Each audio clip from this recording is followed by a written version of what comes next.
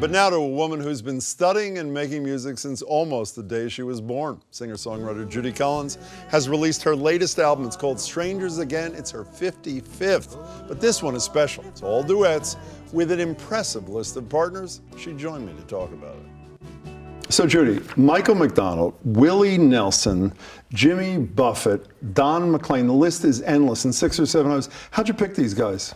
Oh, be still my heart. And mine too, by the way, believe me. Because I admire them, because some of them are my friends, and some of them I wanted to be my friends, and they all said yes. Yeah, you didn't know all these people. You do this beautiful Randy Newman duet with Jackson Browne, who you didn't know that long ago, correct? No, I always knew him in musically, but I'd never met him, and it's weird because people write about us as being sort of a part of the same claque, and we had just never met. Feels like home.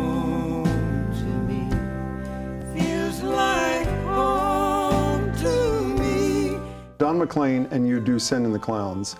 Immediately after I heard the two of you sing it, I went and played your original from decades ago. Is it different in your head, or is it the same? I think it's very different. I think, first of all, the time is different, also the arrangement's different. Also, I'm singing it with a guy, and of course he suggested it. I didn't suggest this. How did he suggest it? Well, I told him I wanted to sing Vincent. I wanted to do a duet, his song. And he said, oh no, I don't want to sing Vincent. I've sung it so much.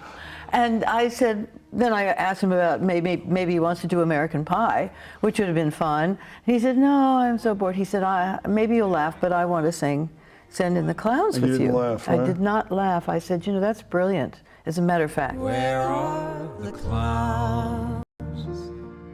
Send in the clowns.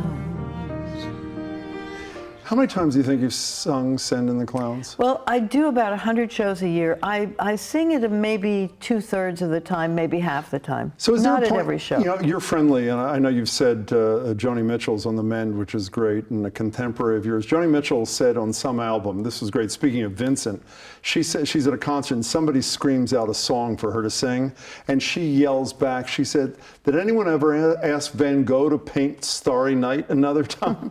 Is there a point at which you say, I've been there, I don't want to sing this anymore, I've said what I have to say? No? No, not at all.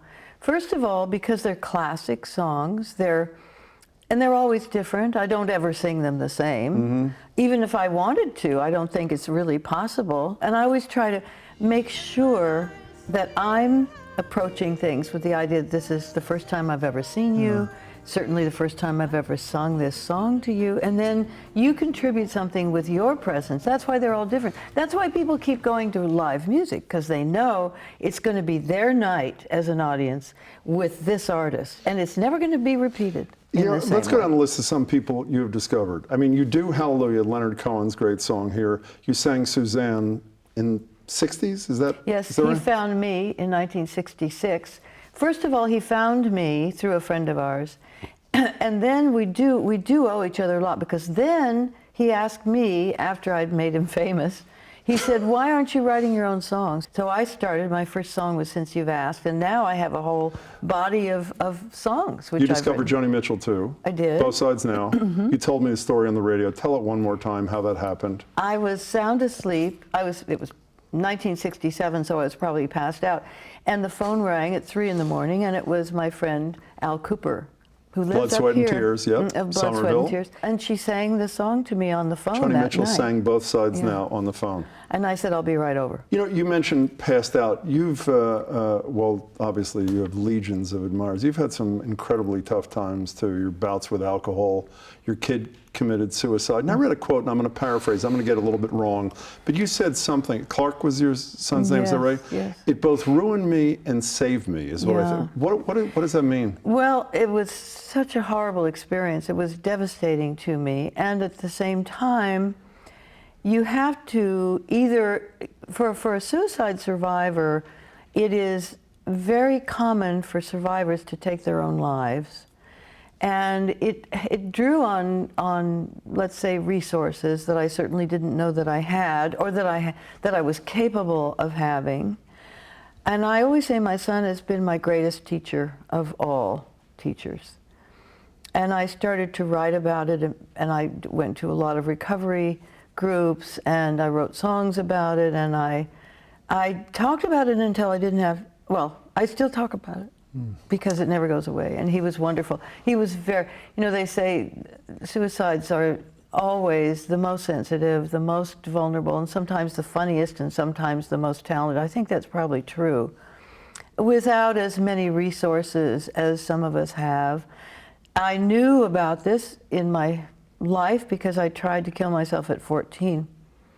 And I understand that most people don't go to that default place. Most don't. And many people are depressed. It's not that depression is something that always leads to suicide. It doesn't.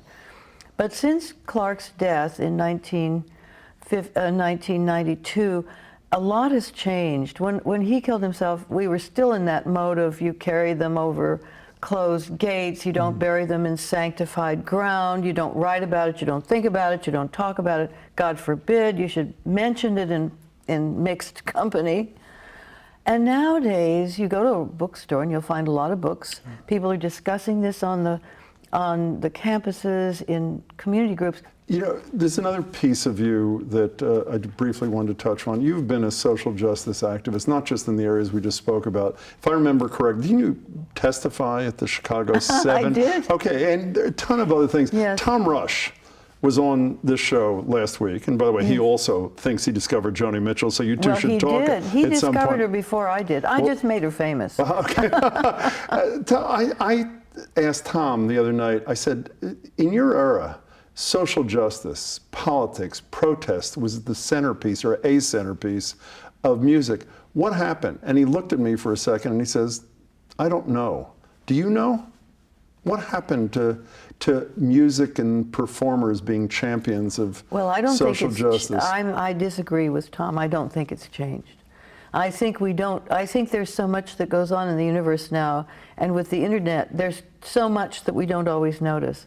But if you have an active Facebook, which you do you know? I do, and I'm on it a lot, you will see people raising money for and talking about social issues all the time. And I don't think that social activism is dead at all.